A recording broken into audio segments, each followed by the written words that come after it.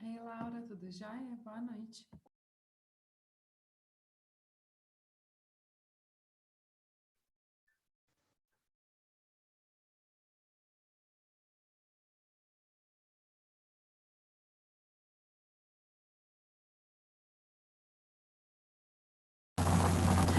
Laura, você falou comigo, eu não te ouvi. Você pode falar de novo, por favor, só para eu testar se eu corrigi aqui o problema?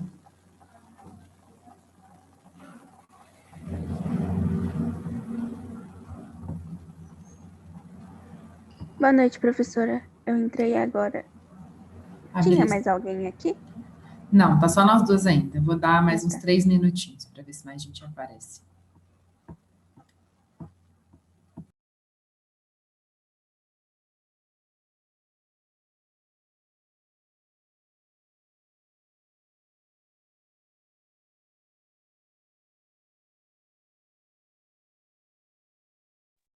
Você vai corrigir a prova de humanos ou... Eu vou corrigir a de linguagens junto com vocês. Eu dividi com a Poli, a professora de português. A gente combinou que eu vou fazer até a questão 22 e ela vai fazer da 22 para frente. Então, essa monitoria e a próxima eu devo passar só fazendo questão. Entendi.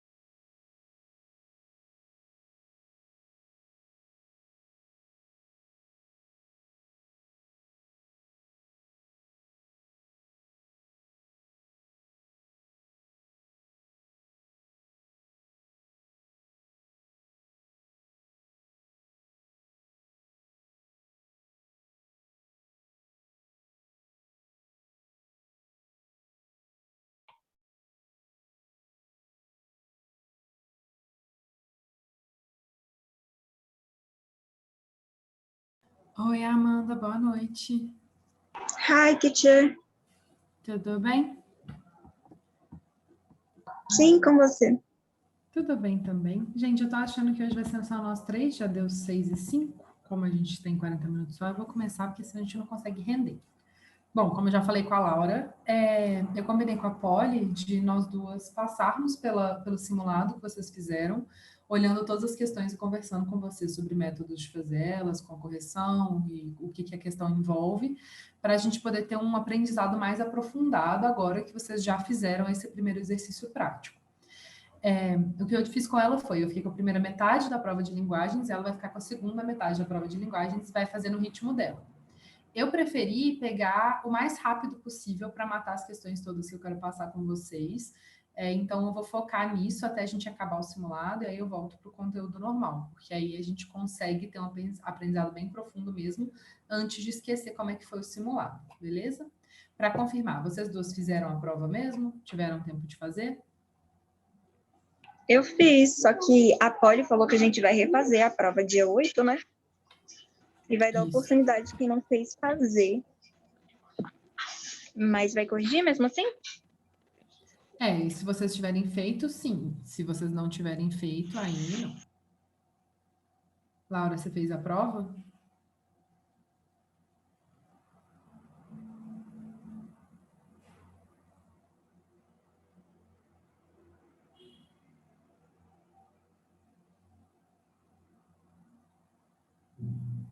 Laura, você tá aí? Não tô te ouvindo. Oi, professora. Aí você fez a prova? Você teve tempo de fazer? A de linguagens eu fiz, só que eles falaram que ia fazer de novo, mas não sei. Se vocês quiserem corrigir, eu não sei como que vai ficar, porque eles falaram que esse próximo domingo agora vai ter ele de novo, porque não teve tipo uma média de questão, não deu a nossa resposta, certo ou errado. Foi uma tabela de questão de todo mundo que fez o simulado. Ah, um problema de correção. Gente, será que eu não vi isso? Nossa Senhora, que horror. Aí esse dia 29 agora, domingo, nós fizemos o de exatas, né?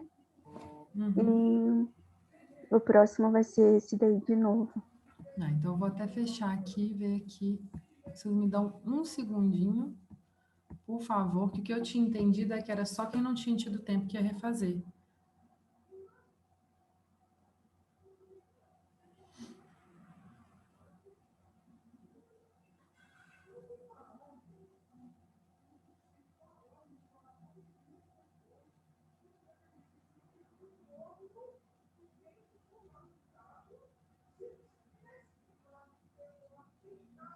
Oi, Titi, você tá compartilhando tela?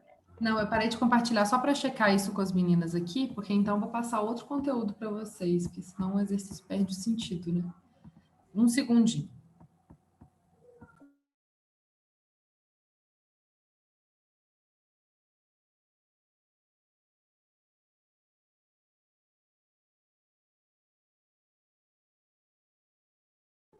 Ok. Enquanto isso, já que vocês duas fizeram, eu queria saber o que vocês acharam do simulado. Se vocês acharam fácil, difícil, que a gente já pode ir conversando sobre isso, enquanto eles me respondem aqui. Como que foi para De vocês? humanas eu gostei. Agora o de exatas eu decaí bastante, que eu não sou de exatas. Aí eu vi que eu tenho que estudar, seria obrigada a estudar bastante matemática. Não estou muito satisfeita. Nossa, estudar matemática é chato demais, né? Porque é só repetição. Eu detesto. Eu tô igual a Amanda. Apesar de eu não saber minha nota de humanos, eu acho que eu fui melhor. E humanas eu acho que é uma coisa mais, assim, é mais envolvente, né? Para mim é isso, assim, eu me importo mais com as coisas de humanas, aí fica mais fácil para mim lembrar o que eu tenho que falar, quais são as diferenças. Não lembrei de uma forma, teacher. Nenhuma fórmula. Lembrei só de Bhaskara. É assim mesmo. Eu tinha uma amiga que, quando a gente foi fazer Enem, ela passou a semana antes do Enem, todo dia ela escrevia todas as fórmulas 20 vezes. Ela ficava assim, 2 horas, só escrevendo fórmula. Escrevia todas as fórmulas que ela achava que ela tinha que lembrar. Aí ela chegou lá e esqueceu de todas. Não lembrou de nenhuma. Eu falei, não tem jeito. Ou você sabe ou você não sabe. Ou... Eu acho que o que mais ajuda mesmo é fazer exercício aplicando a fórmula. Não adianta ficar tentando decorar. Que aí você Mas lembra mais ou lá menos. precisava da forma do juro simples, juro composto e de 3 fórmulas de física. Nossa senhora, juro composto. Nunca aprendi isso na minha vida. Eu fui Eu tentar lembro. fazer. Que tristeza! Levei um couro. A minha sorte é que eu fazia a prova muito rápido. Então, eu tinha tempo para ir fazendo coisinha a coisinha do tempo que eu sei. A fórmula é para economizar tempo, né? Muitas vezes. Mas de matemática, pelo menos, é. De física não tinha jeito, eu errava tudo. Nossa, natureza era uma negação. Mas nas de matemática eu ia fazendo direitinho. Então, os juros compostos eu ia fazendo juros simples, um por um, porque eu não lembrava a fórmula dos juros compostos. Aí minha sorte é que eu fazia rápido e dava tempo. Gente, então eu vou usar um conteúdo aqui para garantir que eu não estou dando spoiler da prova para vocês, já que vocês vão refazer e eu, pelo visto, perdi isso, que eu estava meio ocupada no fim de semana, devo ter não visto direito, não lido o grupo direito. Aqui. Eu vou usar um conteúdo do blog do Enem. Vocês estão vendo?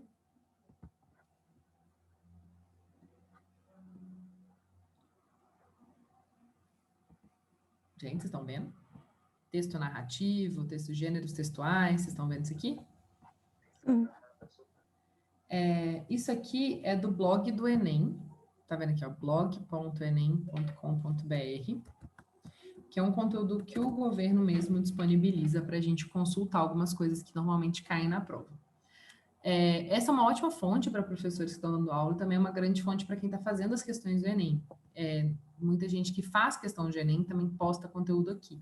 Então, é um ótimo jeito da gente conseguir conteúdo que vai cair na prova mesmo e que é útil para a gente. E é de um jeito bem simples e bem direto, que vale muito a pena a gente fazer. Então, eu vou rever esse conteúdo com vocês aqui hoje, porque eu não tive tempo de fazer um PowerPoint, porque eu achei que a gente ia fazer as questões da prova, que estava desatualizado. Oi, Fernanda, boa noite, vi que você chegou agora. Eu tive uma confusãozinha com a organização do pré-ENEM, e aí eu acabei, quase que eu corrigi a prova que vocês vão fazer no sábado. Então, eu vou usar esse conteúdo aqui sem o PowerPoint que eu normalmente faço e tal, mas essa é uma grande fonte que eu uso. Então, é bem no mesmo estilo que eu daria. A gente vai revisar hoje gêneros e tipos textuais. Por que eu estou a fim de falar disso com vocês? Porque muitas vezes uma questão de interpretação de texto vai fazer com que a gente precise entender qual é o tipo de texto que a gente está lendo e, ao saber qual é o tipo, qual é a finalidade daquele texto, para que aquele texto serve. E compreender o que são gêneros e tipos textuais ajuda a gente a identificar essa finalidade. Identificando a finalidade do texto, sabendo o que ele quer com aquelas palavras, fica muito mais fácil a gente interpretar ele para responder a questão do Enem. Então, entender se um texto está tentando dar instruções para a gente, convencer a gente de alguma coisa, ou só informar a gente de algum fato, ou só conversar sobre algo, se é um texto literário ou se é um texto jornalístico, ter essas diferenças assim faz com que a gente consiga interpretar melhor o significado dele. Então, se, por exemplo, você está lendo um texto e você acha que aquele texto é um texto jornalístico, você vai ler aquilo como se fosse verdade, uma informação que está sendo passada para você. Mas se ele, na verdade, for um texto satírico, que é um texto de humor, ele vai estar falando uma mentira para tentar fazer uma piada com um texto jornalístico. Então, saber que é um texto satírico é muito importante para você não acreditar em mentira e sair espalhando fake news depois. Isso é muito relevante para a vida, para a gente se tornar melhor em saber o que um texto está tentando fazer. Então, muitas vezes também a gente recebe uma coisa que parece que é um texto jornalístico, mas na verdade ela está tentando convencer a gente de alguma coisa. E a gente precisa saber do que está sendo convencido para saber se a gente quer ou não ser convencido por aquilo. E ter esse olhar mais crítico sobre a vida. Toda informação tem algum nível de convencimento. A gente precisa saber como filtrar isso. Entender gêneros textuais, entender de que forma cada estrutura de texto contribui para o significado daquele texto é muito importante para a gente conseguir interpretar de verdade. Então, a gente tem aqui, nesse blog do Enem aqui, as diferenças entre gêneros e tipos textuais.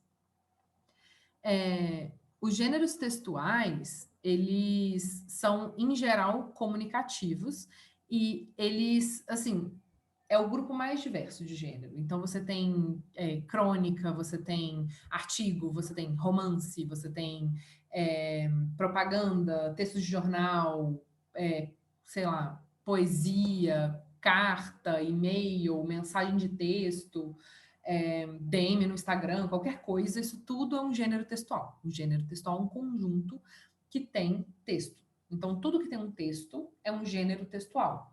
E aí, ele tem várias classificações, infinitas classificações. Então, entender gênero textual é uma coisa super ampla. Gênero textual são todos os tipos de textos que existem. Mas a tipologia textual já fala mais sobre finalidade. E é na tipologia textual que a gente tem que focar para a gente conseguir interpretar melhor o texto.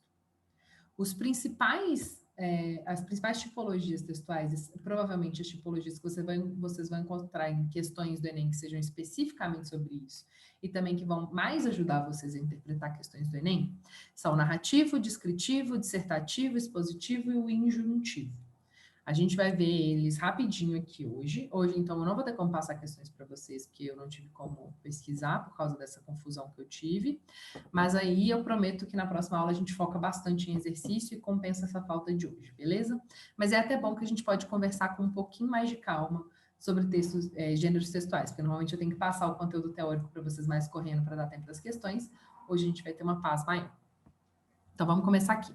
O texto narrativo, vou deixar assim para vocês não lerem spoiler do texto descritivo. O texto narrativo conta uma história, ele narra um acontecimento. Ele tem personagens, tempo e espaço. O que, quem, quando e onde são questões fundamentais do texto narrativo. O texto narrativo tem alguém narrando e algo que está sendo narrado. Esse algo que está sendo narrado está dentro de um espaço temporal, está acontecendo num lugar e envolve pessoas ou personagens quaisquer. Então, um texto narrativo é qualquer história que a gente lê, livro, um conto que a gente lê, que é uma história mais curtinha, a fanfic, não sei se vocês gostam de fanfic, eu gosto. Uma fanfic que você lê, um caso que alguém conta, escreve, tudo isso são textos narrativos. Aí os textos narrativos, eles têm início, meio e fim, eles vão ter uma apresentação dos personagens, um desenvolvimento, um clímax e um desfecho, e normalmente elas são contadas no passado, porque quando você está narrando uma história, espera-se que essa história já aconteceu. Então, se, por exemplo, Harry Potter, que é uma história muito famosa, é uma história fantasiosa, mas é um texto narrativo. Se você lê o livro do Harry Potter, ele é narrado no passado. O Harry foi, o Harry entrou em Hogwarts, o Harry descobriu algo, sempre no passado, porque o narrador, que nesse caso é um narrador onisciente, porque ele consegue ler os pensamentos do Harry, saber o que está acontecendo com vários personagens e tudo, o narrador está contando algo que já se passou. E aí, isso dá muita liberdade. Então, se você for ler, por exemplo, um clássico, Memórias Póstumas de Brás Cubas, do Machado de Assis, é um narrador que já morreu contando a história da vida dele antes de morrer. Então, o livro começa com ele morrendo, aí depois ele explica, eu nasci, aí minha infância foi de tal jeito, a minha adolescência foi de tal jeito, me apaixonei e tal, não sei o quê, nananã. Tudo isso é a história da vida dele contada no passado. Existem alguns textos narrativos que são contados no presente, mas no futuro não realmente, porque é isso. A história tem que ter acontecido ou estar acontecendo para ser narrada. O texto narrativo é narrado, é uma história contada. Então é bem tranquilo. Aí você tem o texto descritivo, ele descreve algo. Então, ele dá as características das coisas. Se você vai pensar dentro do texto narrativo, precisa ter vários textos descritivos. Porque a primeira vez que você apresenta um personagem no texto narrativo, você quer descrever esse personagem. Você quer falar como ele é fisicamente, como é o som da voz dele, como ele se apresenta, como ele fala, o que ele pensa, quem ele é no mundo. Todas essas coisas são descritivos. Se você pega uma propaganda vai ter uma parte descritiva do produto para você ver se está interessado em comprar. Isso é um texto descritivo. Se tem um bichinho que está sumido, seu gatinho foge, e aí você vai pregar cartazes na rua para falar, meu bicho está perdido, ou compartilhar foto no Instagram do seu gatinho e descrever. Ele é porte pequeno, atende pelo nome tal, tem manchinhas pretas, tantos anos mais ou menos, deve estar muito assustado. Isso tudo é um texto descritivo. O texto descritivo ele serve para qualquer função em que você precise relatar uma coisa, explicar alguma coisa para alguém. Então, em vez de você mostrar uma imagem, você usa palavras para criar a imagem do que a coisa é na cabeça da pessoa. Isso é um texto descritivo. Então, e aí aqui a gente já vê uma coisa muito importante, que é gêneros, as tipologias contêm umas às outras. Então, Dentro de um texto narrativo, você vai ter textos descritivos. Então, um texto grande é narrativo, um livro é narrativo, mas ele tem vários momentos descritivos. Se você for, por exemplo, esse Senhor dos Anéis. O Senhor dos Anéis é insuportável de ler, porque ele é muito, muito, muito descritivo. Então, se você começa a ler o livro, as primeiras 25 páginas são ele descrevendo a floresta mágica lá. E aí, ele passa 25 páginas descrevendo a floresta, fica aquele tempão todo lá no texto descritivo, e aí só depois ele começa o texto narrativo, e começa a contar a história do Frodo, e introduz o Bilbo e tudo mais, que é a história do Senhor dos Anéis. Então, o texto descritivo ele é uma parte fundamental do texto narrativo. É muito estranho você ler um texto narrativo que não tenha nenhum elemento descritivo, porque aí você não consegue, de fato, visualizar a história que você tá ouvindo. Você não consegue perceber bem os personagens, o lugar e tudo. Ao menos que você conheça muito bem, que seja, por exemplo, uma fofoca, alguém te manda por mensagem uma fofoca, ela não vai usar um texto muito descritivo, porque você já conhece os envolvidos. Mas se ela tiver que descrever uma situação nova para aqueles envolvidos, aí ela vai usar o descritivo. Então, se vocês puderem falar descrever algo, texto descritivo. Se a pessoa estiver contando uma história, texto narrativo. Ok. E tem o texto dissertativo. Em que aí o texto dissertativo ele se divide em duas coisas, o expositivo e o argumentativo. O argumentativo é mais fácil de ver. O argumentativo é aquele que está tentando te convencer de algo. Então, se você for, por exemplo, ler um trabalho de conclusão de curso, que a Amanda e a Laura já me contaram aqui, que são mais fãs de humanas. Se vocês forem para cursos de humanas, em geral, no final do curso, você tem que fazer um trabalho de conclusão de curso. Esse trabalho de conclusão de curso é um artigo um pouco maior que você escreve, tentando convencer as pessoas de algo. Então, você faz muita pesquisa, estuda muito sobre algum tema que você escolhe junto com o seu orientador, e aí você argumenta sobre ele. E se essa argumentação estiver forte, você tira uma nota boa e forma. Esse é um texto dissertativo argumentativo. É uma dissertação que você faz, é uma peça dedicada ao convencimento de alguém. A redação do Enem também é um texto dissertativo argumentativo. E aí aqui também é muito interessante pensar por que a redação do Enem é tão difícil. Porque ser convincente na vida é muito difícil. Tentar formar uma argumentação que seja lógica, coesa, suficiente, que caiba naquelas 30 linhas e que, mais do que demonstrar suas habilidades, use as suas habilidades para ser convincente, é muito difícil. E é por isso que a redação do Enem é muito difícil, porque é pouco espaço para demonstrar muita coisa. Então, o poder de síntese no argumento é muito importante. Para isso, você precisa ser muito convincente. E aí, o texto dissertativo, ele tem essa dificuldade particular. E para ser convincente, ele pode usar de muitos métodos. Então, para ser convincente, você pode usar narrações, textos narrativos para ilustrar suas ideias e mostrar que você está certa. Você pode descrever as coisas com as palavras certas para convencer que a sua perspectiva de descrição é a certa. Isso tudo é argumentação. E aí você também pode mostrar dados, isso também é descritivo. Você pode juntar duas informações diferentes para fazer um argumento. Existem muitos jeitos diferentes de você argumentar. E aí, além disso, você tem o texto dissertativo expositivo. O texto dissertativo expositivo, ele está menos preocupado com a argumentação convincente e mais com expor um ponto de vista. Então, você vai ter, muitas vezes, na argumentação expositiva, menos uma preocupação com convencer quem está lendo e com demonstrar que você está certo, e mais com mudar a perspectiva de quem está lendo, apresentar um novo lado para uma história, apresentar todas as facetas de um aspecto de algo que está sendo discutido.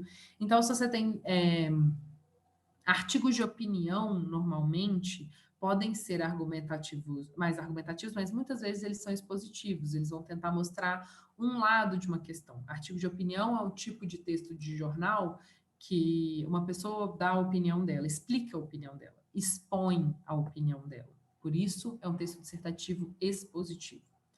Mas aí, gente, para termos de lembrar exatamente o que você precisa fazer, não é necessário, normalmente, que você lembre todos os nomes de todas as classificações. O texto dissertativo, argumentativo, texto dissertativo expositivo, texto descritivo, texto narrativo, porque é muito improvável que vocês tenham que escrever isso de fato. Mais importante é vocês se familiarizarem com esses nomes, entenderem a lógica por trás deles, porque aí se vocês se depararem com os nomes desses textos numa questão de Enem, vocês vão saber mais ou menos como lidar, vocês vão lembrar mais ou menos o que eles são e pela questão vão conseguir navegar. E aí, mais importante ainda, é vocês entenderem essas diferenças, independente do nome, para aplicarem na vida de vocês, conseguirem se tornar melhores em interpretação de texto a partir do momento em que vocês identificam o que aquele texto está tentando fazer. Porque um texto nunca vai surgir no vácuo, ele sempre vai ter uma intenção. Ele quer te contar algo, ele quer expor um novo lado para alguma coisa, ele quer descrever algo ou ele quer te convencer de algo. Tudo isso é muito relevante, são perguntas muito importantes. Aí, beleza. Temos o texto expositivo. O texto expositivo também pode se chamar de informativo. Informativo é um nome bem mais fácil de lembrar, porque é justamente esse texto que te informa de alguma coisa. A diferença entre reportagem e notícia é muito útil aqui para a gente entender isso aqui. Uma notícia normalmente é mais curta, mais direta, ela reporta um fato. Fala, ó, na noite dessa segunda-feira, mais ou menos às 6h30 da tarde, teve um acidente no cruzamento entre a Nossa Senhora do Carmo e a Avenida do Contorno, entre um carro e uma moto, ninguém se machucou. A polícia chegou rapidamente ao local e liberou a pista. Isso é uma notícia, é um fato. Quando, onde, por quê, como, direitinho, sem comentários sobre. Isso é um texto expositivo. Isso aconteceu.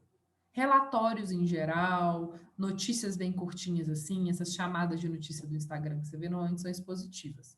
Reportagens são mais complexas, porque elas vão te dar o contexto das coisas.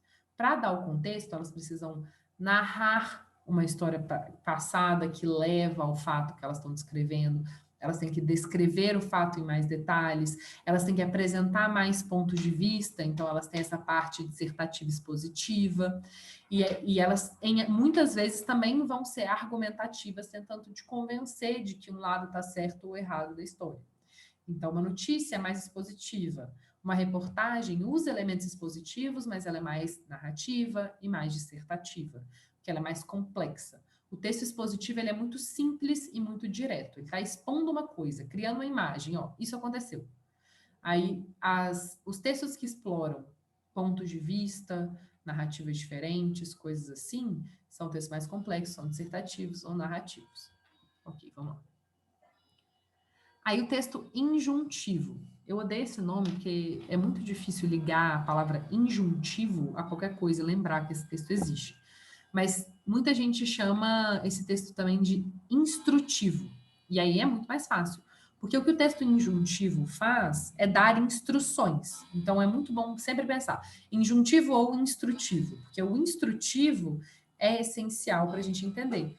Se você pegar uma receita de bolo, ela te dá o passo a passo de como fazer aquela receita de bolo. Isso é um texto instrutivo. Se você pega, você está com dificuldade de navegar algum site, e aí você procura um tutorial para isso. Um tutorial é um texto injuntivo, porque ele te dá instruções de como chegar do ponto A ao ponto B. Um mapa é um texto instrutivo ou um texto injuntivo. Todas essas coisas que te dão instruções de como fazer algo, como montar algo, um manual de instruções, todas essas coisas são todos textos injuntivos. O texto injuntivo, normalmente, então, ele está meio deslocado dos outros textos. Como vocês viram, esses 4 primeiros tipos aqui, o narrativo, descritivo, dissertativo e expositivo, eles acontecem meio juntos, assim. Vários tipos textuais vão ter elementos diferentes deles, vão ter várias coisas. relacionadas a eles e vão usar um pouquinho de descrição, um pouquinho de narração, um pouquinho de dissertação e tal. Mas é muito raro, do nada, você tem instruções muito claras de como fazer alguma coisa. Exceto aquele cara que alguns anos atrás, eu não lembro, não sei se vocês lembram disso, que escreveu uma receita de miojo na redação do Enem, porque ele achava que a redação não era corrigida de verdade, que as notas eram aleatórias. E aí ele zerou a redação do Enem, porque ele escreveu o... Aliás, ele teve super um problema, porque não tinha explicitamente que se você colocasse um conteúdo totalmente aleatório, desafiando a prova, você zeraria. Então ele tirou uma nota bem baixa, mas ele não chegou a zerar, e aí isso foi todo um bafafá, passou no Fantástico, entrevistaram o cara e tal. Esse é o único exemplo, assim, de você ter uma receita de bolo. Isso e na época da ditadura, quando você tinha um texto de jornal que era censurado pelos órgãos oficiais de censura da imprensa, que analisavam o jornal antes dele poder ser liberado, eles colocavam uma receita de bolo no lugar, várias receitas de bolo. E aí, toda vez que o jornal saía com vários textos expositivos e textos dissertativos, e do nada, um texto injuntivo, uma receita de bolo, para marcar que aqui tinha alguma coisa que não foi permitido ser dita. E aí eles argumentavam que era porque eles já tinham feito a diagramação e não dava tempo de refazer a diagramação, então eles só preenchiam um espaço. E aí isso era uma forma de marcar a censura, um jeito de usar o texto injuntivo, mas para ter um significado não injuntivo, porque o objetivo deles não era dar as instruções de fazer uma receita de bolo, mas o objetivo deles era expor um fato, que era a censura. Então, o formato era injuntivo e o texto era expositivo em sentido. Então, assim, isso é um pouquinho de nuance, não estou tentando confundir vocês. Então, depois eu contei esse caso e pensei que talvez ficou confuso. Vocês entenderam essas diferenças? Aproveitar para beber uma aguinha aqui.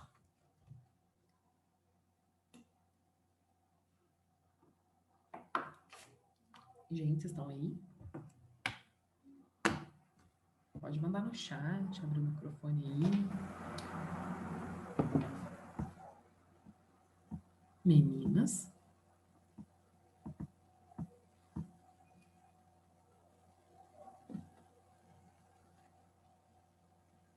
Gente, eu não sei se estão aí ou não, mas de qualquer jeito a aula vai acabar daqui 5 minutinhos, eu vou só finalizar para o caso de vocês estarem ouvindo sim. Bom, então nós temos esses elementos diferentes de tipologia textual.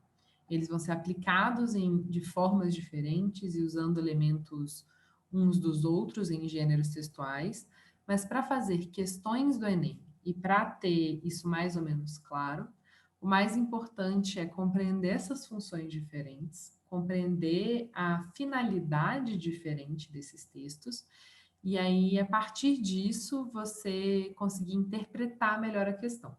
É muito raro cair questões que peçam de verdade, assim, para você nomear o tipo, mas se pedir, tá familiarizada com o nome, para quando bater o olho lembrar, é suficiente. Não precisa se preocupar muito com decorar exatamente a definição de cada um, até porque isso é contraproducente, sabe? O mais importante é vocês saberem aplicar. É vocês saberem que quando vocês estão escrevendo uma redação do Enem, vocês estão escrevendo um texto dissertativo. E isso significa que vocês estão tentando ou mostrar um ponto de vista diferente, ou convencer quem está lendo do que você está falando, ou uma mistura dos dois. E que para isso vocês podem usar exposições, descrições, narrações, dados e tal, mas não injunções. Essa é a parte mais importante do que eu queria falar para vocês aqui hoje. Eu sinto muito por essa confusão mais uma vez. Na monitoria que vem, então, eu começo aí sim a corrigir o simulado.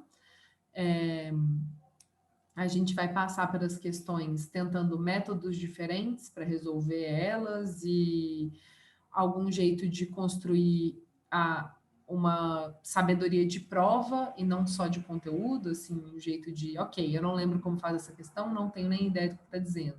Como que pelo formato da questão ali, pelo jeito que ela está colocada, eu consigo decifrar o que ela quer de mim, e aí mesmo tendo esquecido o conteúdo ou não tendo visto aquele conteúdo, eu consigo resolver a questão. Porque eu acho que na monitoria a gente consegue desenvolver esse tipo de habilidade com mais calma, e eu acho que isso poderia ser muito útil para vocês.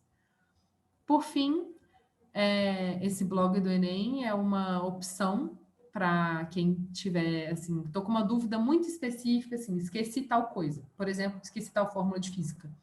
É um ótimo lugar para você conseguir consultar conteúdo gratuito, só para lembrar rapidinho. Também tem umas dicas, umas coisinhas assim, de como estudar, como fazer prova, dicas de leitura e tal, que eu acho meio bobinhas. Eu gosto mais do conteúdo mesmo deles, que resume. E eles têm uns conteúdos assim que vocês conseguem baixar e dar uma olhadinha depois se vocês quiserem. Eles têm arquivos de correção e tudo, que é bom para treinar se vocês tiverem tempinho para fazer umas questões a mais. E aqui eles têm todas as disciplinas que caem no Enem, então é uma opção também para dar uma olhadinha e às vezes conseguir um aprendizado a mais quando você está lá de bobeira, em vez de ficar no Instagram, você fala, não, agora que já estou numa reta final, faltam 2 meses, vou aproveitar esse momento aqui, todo dia dar uma olhadinha, ler uma coisa boba, assim, pequena, que isso vai entrando no seu cérebro, acumulando no seu cérebro e te ajudando aí um pouquinho mais para frente, cada vez mais se aproximar de um ótimo resultado na prova. Um método A, Amanda perguntou aqui, um método sempre eficaz para ganhar tempo. Sempre eficaz nada é. Porque as questões têm formatos muito diferentes, objetivos muito diferentes, então é difícil 100% do tempo ela ajudar. Coisas que me ajudam muito a economizar tempo, que me fazem ser uma pessoa rápida para fazer prova. Ler a questão, o comando da questão, antes de ler o texto da questão, porque você já lê o texto direcionado para responder a pergunta que a questão está fazendo. Então, você lê o comando, dá uma olhada nas alternativas, depois lê o texto. Normalmente, isso te ajuda a conseguir melhor. Se as alternativas forem muito grandes, vai ser difícil de lembrar delas enquanto está lendo o texto. Então, leio só o comando, o texto e depois as alternativas. Isso normalmente ajuda a ganhar bastante tempo. Se você perceber que você está cansando, então você está fazendo a prova de linguagens, aquele quantidade de texto já está te confundindo, está te cansando a cabeça, na hora, levanta para beber água, levanta para ir ao banheiro, muda de prova. Então, você está fazendo a prova de humanas, por exemplo. Cansou, vai fazer outra prova. Está fazendo a prova de linguagens. Começou a cansar, começa a estruturar sua redação.